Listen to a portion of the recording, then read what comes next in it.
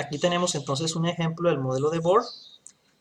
Se le llama modelo planetario porque se parece a las órbitas de los planetas.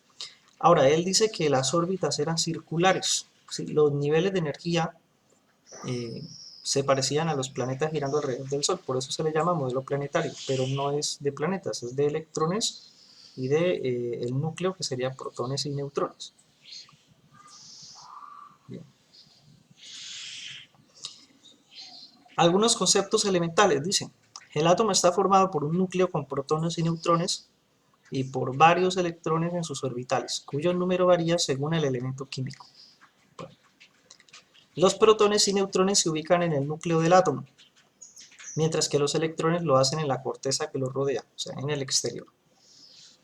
En condiciones normales, un átomo tiene el mismo número de protones que electrones, lo que convierte a los átomos en entidades eléctricamente neutras. Siempre se van a presentar generalmente como neutros.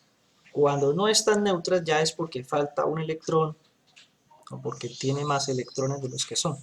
Pero los que se van a mover generalmente van a ser los electrones, a menos que sea un material radiactivo, como en el caso del experimento que hizo Ernest Rutherford.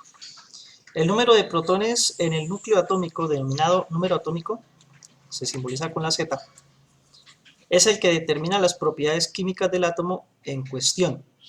¿Sí? Lo que veníamos diciendo, por ejemplo, el oxígeno tiene 8 protones, entonces sería número atómico 8, Z8. La suma de los protones y neutrones del núcleo constituye el número másico, la masa atómica, y representa el peso de este átomo, es decir, el peso atómico, ya que la masa de los electrones es despreciable frente a la de los protones y neutrones. Entonces tenemos acá el número másico es igual a la suma del número de protones y el número de neutrones. Ya lo habíamos hablado, pero continúa con la guía. Símbolo atómico. Es el conjunto de una, dos o tres letras que se usa para representar un átomo en una fórmula química. Cuando el átomo se representa mediante una sola letra, esta debe escribirse siempre en mayúscula. Si el símbolo está compuesto por más de dos letras, la primera de ellas debe ir siempre en mayúscula, mientras que la segunda de ellas debe escribirse siempre en minúscula. Así tenemos, por ejemplo, el hierro, la primera va en mayúscula, la segunda en minúscula, siempre es así. Si es solo una letra, entonces siempre va en mayúscula. ¿Sí? Bueno, aquí lo que tenemos es los datos que a veces se presentan en la tabla periódica. No siempre son los mismos, pero generalmente debe contener como mínimo el número atómico, el número másico y el símbolo. A veces viene esto que está aquí, que es la configuración electrónica, que vamos a ver un poco más adelante. Para determinar los neutrones de un átomo se aplica la siguiente operación. Al número másico, peso atómico, se le resta el número atómico, que sería n, ¿sí?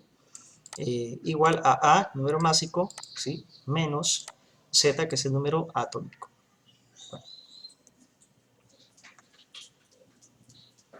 Desarrolla las siguientes actividades en el cuaderno.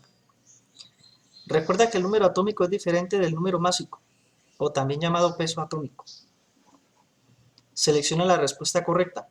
La teoría atómica de Dalton afirma, entonces aquí lo que hacen es decir cuál es. ¿Listo?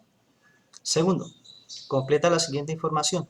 Los átomos están formados por partículas subatómicas llamadas, y lo que hacemos es llenar.